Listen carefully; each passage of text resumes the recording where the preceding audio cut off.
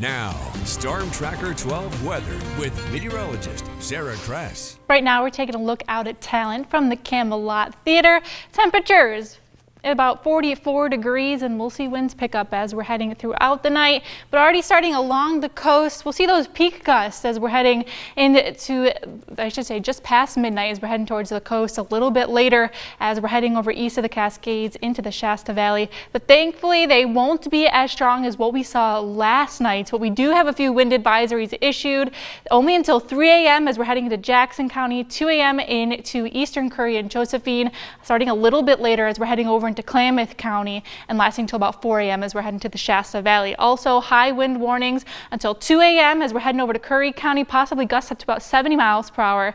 And same deal as we're heading over into eastern Klamath and Lake counties.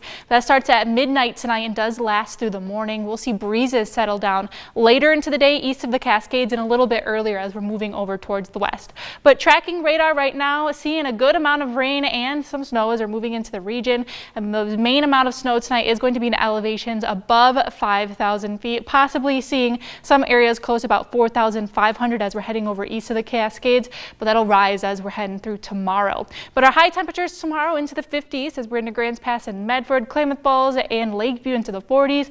Into Northern California, mixed between the 50s and the 40s tomorrow, and over towards the coast, 54 for Brookings and a lot of the areas making it up into the mid 50s. But tracking out on Stormcast, what we're expecting through the night, expect periods of heavy to moderate rain, especially as we're heading over towards the coast and as we're moving a little bit towards Jackson County as well. Possibly some snow mixed in as we're heading over east of the Cascades, but not as much as what we saw yesterday. Expect slick travel as we're heading through the passes tonight, but it'll look a little bit better as we're moving through tomorrow.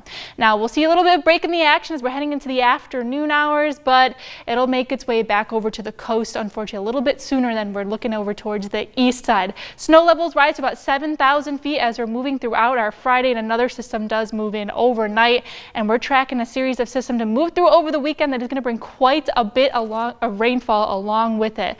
As we head into Saturday, another system moving through, and as we head into Saturday night, that system is going to bring quite a bit of precipitation along with it. We've already seen quite a bit as we started out the past few days, so we are tracking the risk for some flooding, especially as we do head over towards Curry and Josephine County and parts of western Siskiyou. But let's take a look at our 7-day forecast. Windy and rainy as we're moving through the next few days. Over into Northern California on Saturday, do expect more rain than snow with those rising snow levels. Over into the Klamath Basin, same deal as Northern California, but possibly a wintry mix as we do head into our Sunday. Over into the mountains, only expect snow as we're heading into those higher elevations, such as Crater Lake for our Saturday, and rainy and windy as we're heading through the weekend into the Rogue Valley.